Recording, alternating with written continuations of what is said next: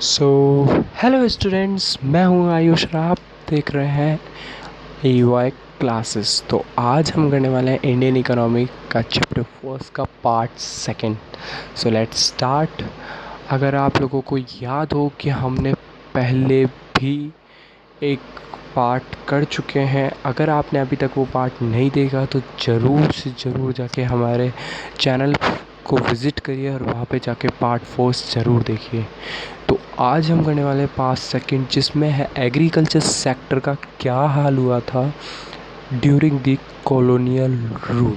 तो let's start guys.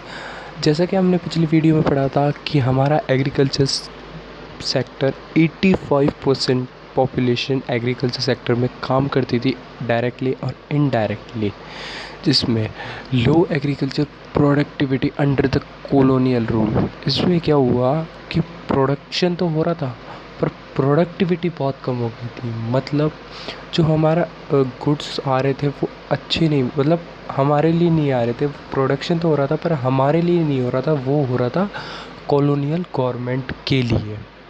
आगे बात करते हैं इंडियन एग्रीकल्चर स्टैग्नेशन क्यों था। स्टैग्नेशन का मतलब डिक्लाइन क्यों था, मतलब वो बहुत ज़्यादा जैसे बोलते हैं अंडर क्यों था, मतलब अंडर नरिश क्यों था, बहुत ज़्यादा ख़राब क्यों था। इसका पहला रीज़न आता है ज़मींदारी सिस्टम ऑफ रेवेन्यू सेटलमेंट। इसका मतलब क्या था कि ये स्टार्ट हुआ था बंगाल में। लॉर्ड कॉन्ट्यूरस ने इसको स्टार्ट किया था। उसमें क्या हुआ था कि जितने भी कल्टीवेटर, जितने भी फार्मर्स थे, उनसे उनकी ज़मीनें छीन ली गई थी कॉलोनियल गवर्नमेंट के द्वारा और ज़मींदार उसमें बांट दी गई थी। और ज़मींदार ने उनको वापस से कल्टीवेटर्स को दी, बट उन्होंने उस लैंड के ऊपर कुछ रेंट लगाया, लगान लगाया, जिससे उनकी इनकम जनरेट हो सके। और ये पूरा का पूरा ऑर्डर दिया था ब्रिटिश गवर्नमेंट ने। अगर ऐसा ज़मींदार नहीं करते तो उनकी पोस्ट हटा दी गई जाती थी, हटा दी जाती थी। इसमें फर्स्ट पॉइंट आता है कि प्रॉफिट जो भी हो रहा था, कल्टीवेटर्स का जो भी प्रॉफिट हो रहा था, वो पूरा का पूरा ज़मींदार ले जाते थे एज अ रेंट, लगान, टीनेंट्स के जैसे।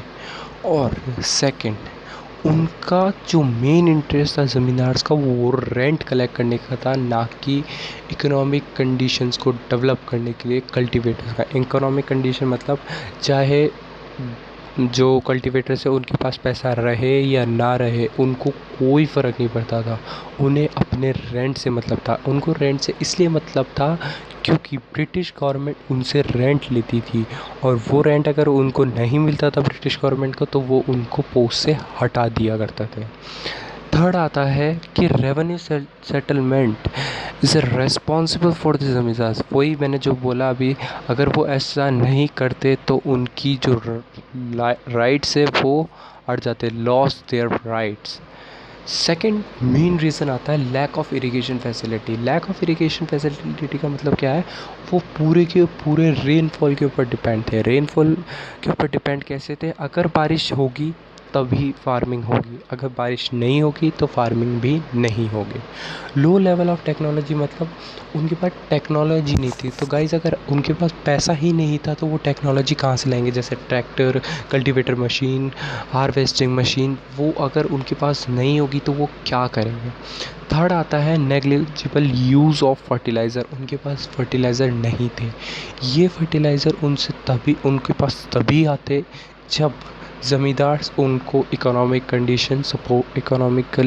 सपोर्ट करते, बट उन्होंने सपोर्ट नहीं किया। इससे लोअर लेवल ऑफ प्रोडक्टिविटी हुई। इसकी वजह से higher yield of cash crops, मतलब कैश क्रॉप उगाई गई, जैसे जूट, इंडिगो, ऐसी क्रॉप्स उगाई गई जो कॉमर्शलाइजेशन हो, मतलब उनसे पैसा जनरेट हो। पर ये भी कुछ ही जगह हो पाया, क्योंकि ये सभी फार्मर्स के बस का नहीं था, क्योंकि उससे लैंड बहुत ज़्यादा ख़राब होती थी। इंडिगो से बहुत ज़्यादा लैंड ख़राब होती थी। थर्ड आता है main reason lack of resources. उनके पास रिसोर्सेज बहुत कम थे। जैसे कि बात करें हम कि उनके पास बिल्कुल भी टेक्नोलॉजी नहीं थी, रिसोर्सेज नहीं थे अच्छी एग्रीकल्चर करने के लिए, अच्छा एग्रीकल्चर करने के लिए। उसमें पहले आता है lack of investment in terracing. Terracing मतलब जैसे जो सीढ़ी नुमा जो अपनी वो होती है ना, जैसे सीढ़ी नुमा हम जो एग्रीकल्चर करते हैं उसको बोलते हैं lack of investment in terracing. दूसरा आता है फ्लड कंट्रोल, मतलब उनसे फ्लड कंट्रोल नहीं हो पा रहा था। तीसरा आता है ड्रेनेज, जो नालियाँ होती है वो बहती थी, इस वजह से उनकी जो फसल है वो ढंग से नहीं उग पाती थी। डिसैलिनेशन ऑफ सॉइल, सॉइल ख़राब हो रही थी कॉमर्शियल क्रॉप्स की वजह से, और फूड क्रॉप्स नहीं उगाए जा रहे थे क्योंकि ये बर्डन था ब्रिटिश गवर्नमेंट के द्वारा। अब एक और आता है कि impact of partition and agriculture on agriculture means, जैसे इम्पैक्ट ऑफ पार्टीशन मतलब जब पाकिस्तान और बांग्लादेश हमसे अलग हुए तब हमारे इंडिया पे क्या इम्पैक्ट पड़ा।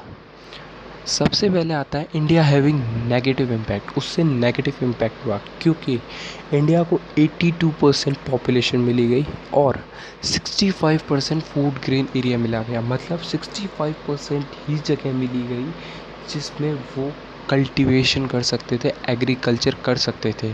आगे हम बात करते हैं large amount of fertile land producing food of western Punjab and Sindh Punjab went to Pakistan.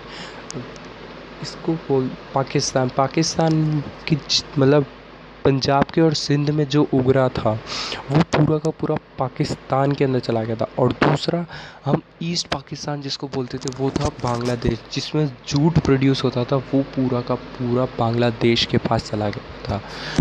तो गाइस अगर आपको समझ में आया होगा तो मुझे लगता है कि आप लोगों को समझ में आया होगा और आपने वीडियो एंजॉय किया होगा। अगर आपने वीडियो एंजॉय किया तो प्लीज़ लाइक शेयर सब्सक्राइब कर देना हमारे चैनल को, और इसको शेयर करो, ज़्यादा से ज़्यादा शेयर करो अपने दोस्तों के साथ। तो stay tune and bye bye.